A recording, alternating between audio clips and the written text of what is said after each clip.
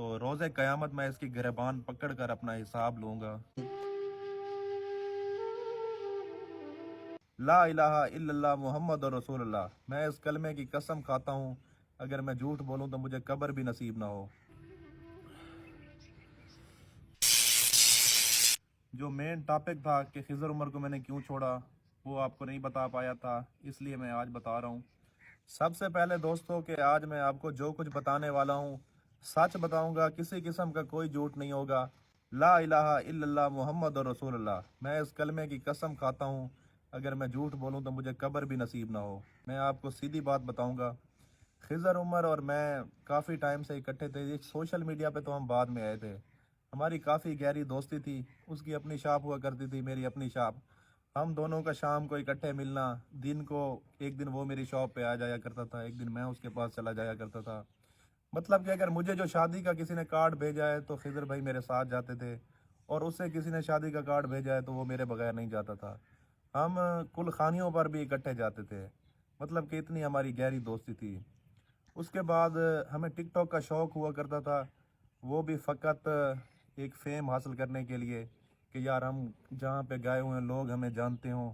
बाकी पैसे कमाने का ना हमें इस चीज़ से कोई पता था, ना ही कोई किसी किस्म का लालच था। उसके बाद दोस्तों हुआ कुछ यूँ, मैं आपका ज़्यादा टाइम वेस्ट नहीं करूँगा, कोशिश कर रहा हूँ कि आसान लफ्ज़ों में आपको बात की भी समझ आ जाए और टाइम भी बच जाए। तो हमने वीडियोस तो टिकटॉक की बनाया करते थे। 2021 में हमारी पहली वीडियो टिकटॉक पर वायरल हुई थी। तब हमारे साथ वसीम लड़का और वो एक मोटा हुआ करता था, मौलवी साहब नहीं होते थे। तो उसके बाद हम लगे रहे टिकटॉक पे, फिर हम यूट्यूब की तरफ आ गए, यूट्यूब से फेसबुक की तरफ आ गए। लेकिन फिर भी यूट्यूब का तो पता था कि यहाँ से अर्निंग होती है, लेकिन हमें फेसबुक का नहीं था पता कि यहाँ से भी अर्निंग होनी है। इसलिए हम वहाँ पे लगे रहे जस्ट फेम के लिए। तो हमें किसी ने बताया कि यार फेसबुक अकाउंट भी मोनेटाइज होते हैं, यहाँ से भी अर्निंग होती है। तो वो हमने मोनेटाइज करा लिया। तकरीबन 1 डेढ़ माह बाद ना हमारी फर्स्ट इनकम आई। अब हमारी जो पिछली टीम में वसीम और वो मोटा शाहजैन लड़का था वो हमें छोड़ के चले गए थे। हमने मौलवी साहब को भट्टे से हायर किया था। हम 3 लोग थे जो हम वीडियो बनाते थे, और कामरान भी बाद में आया था। वो तकरीबन हमारी दूसरी इनकम थी, या पहली पहली के एंड पे या दूसरी पे आया था। तो फिर हुआ यूं कि खिज़र ने मेंशन कर दिया कि यार मौलवी साहब, मैं और कामरान, ये जो 3 बंदे हैं ना, आपको मैं दूंगा 40% और 60% मैं खुद रखूंगा, क्योंकि मैं मेन बंदा हूँ। इस वजह से मेन बंदा हमने उसको इस वजह से बनाया हुआ था कि कोई भी काम हो, मतलब कि कोई घर भी हो ना, तो उसमें भी जब तक एक बड़ा ना हो तो वो नहीं चलता। इसलिए कोई भी काम हो तो एक बंदे का बड़ा होना ज़रूरी होता है। इस वजह से चैनल भी उसने अपने नाम से बनाया था, और हम शुरू से इकट्ठे थे। तो उस टाइम अगर हमें ना वारे आता, हमें ना समझ आता, तो हम उसे कह सकते थे कि यार हमें 40% पे नहीं समझ आता, हम नहीं करना चाहते।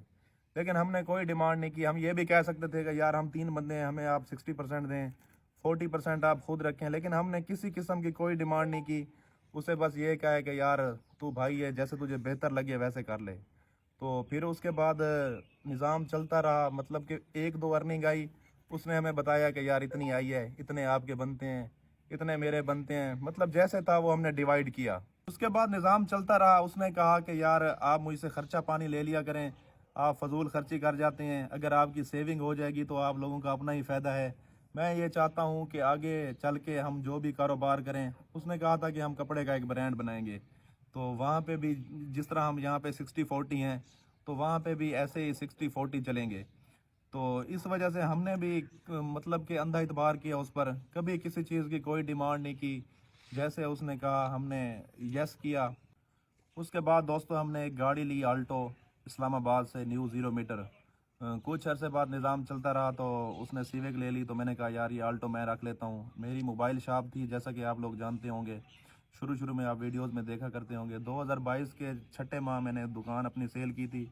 कुछ पेमेंट मैंने उसे नेट दी थी, कुछ वो मेरे हिसाब किताब में थे, वो उसको दिए। तो आल्टो गाड़ी मैंने रख ली थी। तो दोस्तों मैं आपको ये बताता चलूँ कि हमारा अपना ना ज़ाती घर नहीं था। तो मेरे घर वाले कहते थे कि यार आपने गाड़ी ली हुई है, आपका अपना घर नहीं है। और लोग भी बातें करते थे, हमारे मोहल्लेदार, जब हम वहाँ से गुजरते थे ना, कि गाड़ियों पे चढ़े हुए हैं, अपने बैठने की इनकी जगह नहीं है। जो हमारा मकान था वो हमारा